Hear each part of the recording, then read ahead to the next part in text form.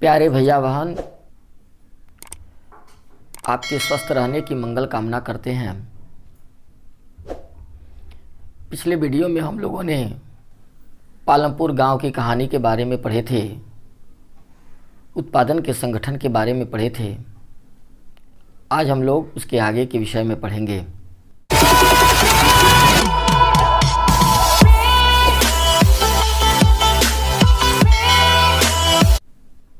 कक्षा 9th, विषय economics, पाठ पालमपुर गांव की कहानी। आज खेती से संबंधित और उत्पादन के साधन के संबंध में हम लोग चर्चा करेंगे। पालमपुर गांव का मुख्य उत्पादन क्रिया कृषि है और उत्पादन क्रिया के लिए भूमि, श्रम और पूंजी 3 साधनों की ज़रूरत है। इन्हीं साधनों के बारे में आज हम चर्चा करेंगे। सबसे पहले हम भूमि के विषय में आज चर्चा करेंगे। भूमि उत्पादन के एक स्थिर साधन है। पालमपुर गांव के लोग उत्पादन कार्य किया करते थे, कृषि कार्य किया करते थे। पालमपुर के कुछ किसान लोग थे और कुछ किसान श्रमिक थे। जिनके पास ज़मीन थी वो किसान थे, जिनके पास ज़मीन नहीं थी वो किसान श्रमिक थे। पालमपुर की भूमि स्थिर थी। देखिए, जब तक पालमपुर का जो क्षेत्र था, जिन क्षेत्रों पर पालमपुर के किसान खेती का काम किया करते थे, वह एक निश्चित क्षेत्र था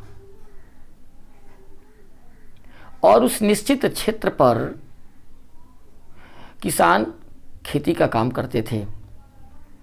उत्पादन वृद्धि बढ़ाने के लिए किसानों ने जो वहाँ की कृषि योग्य भूमि के अतिरिक्त जो बंजर भूमि पड़ी थी, जो परती भूमि पड़ी थी, उसको भी जोत कोड़ करके कृषि योग्य बनाया और अपने उत्पादन को बढ़ाया। उत्पादन में वृद्धि हो गई, उत्पादन बढ़ गया। लेकिन अब जो है उससे अधिक कृषि योग्य भूमि नहीं बढ़ सकती है। कृषि योग्य भूमि इसलिए नहीं बढ़ सकती है कि वह नियत है, स्थिर है। अब कोई भूमि वहाँ बेकार नहीं है, सभी भूमि पर खेती का काम किया जा रहा है। तो वहाँ के किसान मेहनत करते हैं, परिश्रम करते हैं और परिश्रम करके खेती का काम करते हैं। देखिए, आपको बताते चलें कि पालमपुर में 200 हेक्टेयर भूमि है। उसी 200 हेक्टेयर भूमि पर उत्पादन के कार्य करके किसान अधिक से अधिक उत्पादन प्राप्त करते हैं। यह स्थिति संपूर्ण भारतवर्ष के लिए है। संपूर्ण भारतवर्ष में क्या है? भूमि स्थिर है, बढ़ने योग्य नहीं है। जितनी भूमि पर कृषि का कार्य हो रहा है उतना ही पर कार्य होता रहेगा। आपको एक बात बता दें, भूमि को नापने का जो तरीका है वह एक मानक इकाई है, यानी 100 गुने 100 मीटर वाले क्षेत्र को 1 हेक्टेयर कहा गया है। जबकि स्थानीय तौर पर भी लोग इसे बीघा, कट्ठा, धूर आदि इकाइयों में मापते हैं। तो पालमपुर में 200 हेक्टेयर भूमि और उतना ही पर पालमपुर के किसान और श्रमिक कृषि कार्य करके उत्पादन का काम करते हैं। आपको वो बताते हैं, उपलब्ध भूमि पर अधिक उत्पादन प्राप्त करने के 2 तरीके। पालमपुर के किसानों ने जो उनके पास उपलब्ध भूमि है, उस उपलब्ध भूमि पर अधिक उत्पादन प्राप्त करने के दो तरीकों का उपयोग किया। पहला है बहुविध फसल प्रणाली और दूसरा है खेती के आधुनिक तकनीक। इन दोनों माध्यमों से पालमपुर के किसानों ने अपने कृषि उत्पाद को बढ़ाने का प्रयास किया। बहुविध फसल प्रणाली क्या है? जब भूमि के एक ही टुकड़े पर एक से अधिक फसल को उगाते हैं तो उसे हम बहुविध फसल प्रणाली कहते हैं। भूमि का एक छोटा सा टुकड़ा है, उसी पर हम एक से अधिक फसल, 2-3 फसल पूरे वर्ष भर में उगा लेते हैं। यही प्रणाली जो है बहुविध फसल प्रणाली कहलाता है। इसी को हम बहुविध फसल प्रणाली कहते हैं। देखिए, आपको बता दें कि ये बहुविध फसल प्रणाली जो है, जैसे आपको बताएं कि किसान करता क्या है, बरसात के दिनों में खरीफ के फसल यानी ज्वार और बाजरा उगाता है, जो किसान अपने पशुओं को खिलाने के काम में लाता है। अक्टूबर और नवंबर, बरसात जैसे ही समाप्त होता है तो अक्टूबर और नवंबर में उस ज़मीन के टुकड़े पर आलू की खेती कर लेता है। ठीक दिसंबर में जैसे ही सर्दी का मौसम शुरू होता है, वैसे उस ज़मीन पर गेहूँ, गन्ना यानी रबी का फसल, खरीफ का नहीं, रबी का फसल लगाता है। तो इस प्रकार से किसान एक ज़मीन के टुकड़े पर अधिक से अधिक पैदावार करता है, अधिक से अधिक उत्पादन का काम करता है। अधिक उत्पादन का काम करने के लिए हम आपको बताए हैं कि खेती में आधुनिक तरीके का प्रयोग, आधुनिक तकनीक का प्रयोग, अधिक उत्पादन हो। ज़मीन का टुकड़ा छोटा है, ज़मीन का जोत छोटा है और उस पर अधिक उत्पादन करना है, इसके लिए खेती के आधुनिक तरीके का प्रयोग करता है किसान। आधुनिक तरीके में क्या क्या आता है?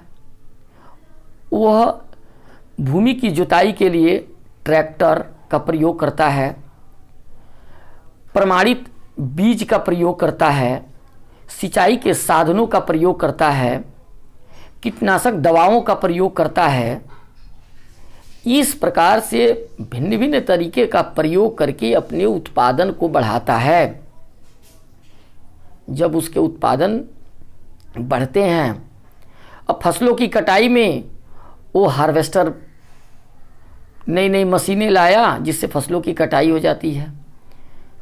तो इस प्रकार से इन साधनों का प्रयोग करके वह अपने उत्पादन क्षमता को बढ़ा लेता है, उत्पादन बढ़ाता है, उसके उत्पादन बढ़ जाते हैं।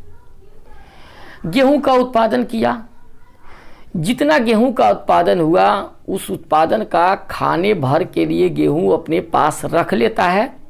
शेष जो अधिशेष गेहूं है, उससे जो अधिक गेहूं है, उसे अपने पास के बाज़ारों में, मंडियों में ले जा कर के बेच देता है, जो उसके आय का एक साधन बनता है। अब है कि खेती के आधुनिक तरीके और भूमि का टिकाऊपन। हम एक समस्या है कि जो हम आधुनिक तरीके का खेती करने के लिए आधुनिक तरीके का जो प्रयोग करते हैं, उससे हमारी उत्पादन क्षमता तो बढ़ जाती है, एक समस्या पैदा होती है। वो कौन सी समस्या है? हम उत्पादन जैसे जैसे बढ़ाना चाहते हैं वैसे वैसे हम रासायनिक खादों का, वैसे सिंचाई का, वैसे तकनीकी मशीनों का, वैसे कीटनाशक दवाओं का, वैसे उर्वरकों का प्रयोग करते हैं।